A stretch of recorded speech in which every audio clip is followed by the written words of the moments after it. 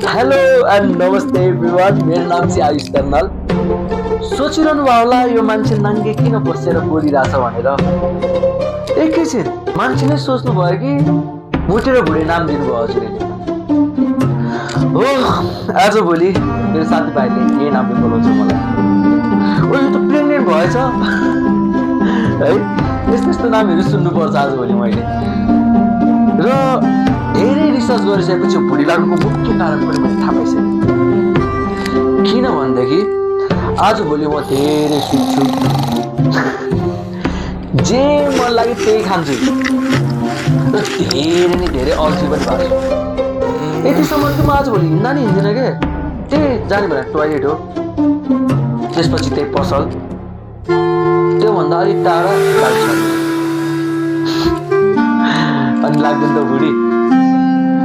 अब म फिजिकली त देखि नै रहेको छ होइन, तर म आजभोलि मेन्टली पनि एकदमै चेन्ज भइरहेको छु क्या। यतिसम्म कि मलाई सानो सानो कुराहरूमा पनि झनक झनक रिस उठ्छ होइन। माइनर कुराहरू पनि बिर्सिरहेको हुन्छु। अब यसरी त हुँदैन, मलाई अब आफूलाई चेन्ज गर्नु छ र चेन्ज गर्नको लागि चाहिँ लाइफमा एउटा डेली रुटिन हुनु जरुरी छ, जुन चाहिँ मैले 75 डे हार्ड च्यालेन्जमा देखेको छु। तर यो त्यति सजिलो छैन है।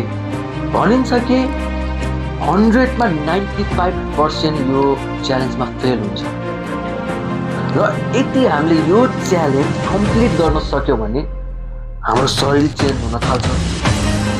हामीले आफ्नो बुद्धि र मनलाई काबु गर्न सक्छ। यो च्यालेन्जमा चाहिँ 5वटा रुल छ, जुन चाहिँ पहिलो रुल चाहिँ हामीले डेली आफ्नैबाट फोटो दिनुपर्ने, जुन चाहिँ पहिलोको फोटो र लास्टको फोटो हामीले डिफ्रेन्ट देख्न सकौँ। दोस्रो रुल चाहिँ यो रहेको छ, हामीले गुड हेल्दी डाइट प्लान गर्नुपर्ने हुन्छ, जुन चाहिँमा no cigarette, no alcohol, no fast food. तेस्रो रुल चाहिँ यो छ कि हामीले डेली 4 लिटर पानी खानुपर्ने हुन्छ, जसले चाहिँ हाम्रो माइन्डलाई एकदमै राम्रो गर्छ अरे। अब थाहा छैन हेरौँ गरेर के हुन्छ है। चौथो रुल चाहिँ यो छ कि हामीले सेल्फ इम्प्रुभमेन्ट बुक पढ्नुपर्ने हुन्छ दिनको 10 पेज। र 5औँ रुल चाहिँ यो छ कि हामीले 45 minute indoor 45 minute outdoor workout गर्नुपर्ने हुन्छ। र त्यसको लागि म एकदमै जोसमा छु। र यो भन्न सजिलो त भइरहेछ, तर गर्न त्यति नै गाह्रो छ। तर मेरो आफूले 100% दिनेछु। हजुरहरूलाई पनि यति चेन्ज हुनु छ भने हामी सँगै अगाडि बढौँ। र यो चाहिँ मेरो नयाँ च्यानल हो र मलाई हेरिरहनु होला। र मन परेदेखि लाइक, कमेन्ट, सेयर, सब्सक्राइब गर्न नबिर्सिनु होला।